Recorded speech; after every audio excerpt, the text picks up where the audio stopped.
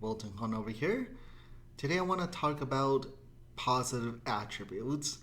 Google is highlighting the positive and the negative attributes of your business these days. So let me show you an example here. If I go to home sealed exteriors, this is starting to show up in certain verticals, certain industries already.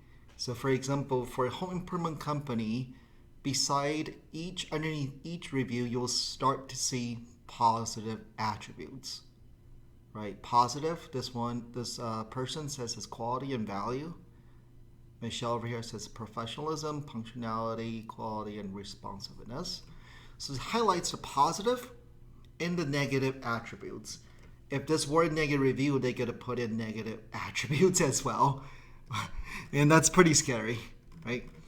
So, but it's not showing up in all industries yet. So for example, in the funeral industry, you do not see positive or negative attributes yet, but it's coming, okay? So this is why I want to give you guys a heads up. It's coming for the death care industry.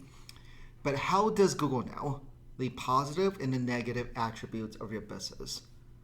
So this is what you will see going forward is whenever people leave you reviews, right? Let's say I give it a 5-star.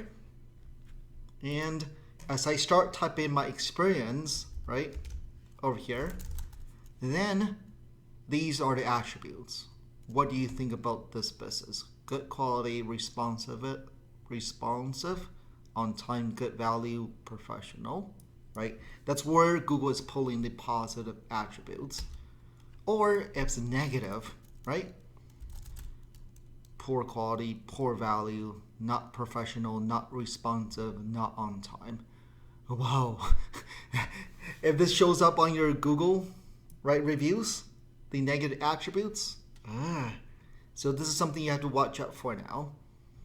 That's where okay, this example here.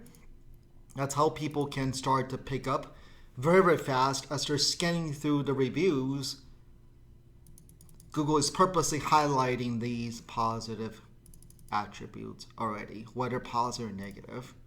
Okay, so be a little mindful of these reviews these days and look at the positive and the negative attributes for your business.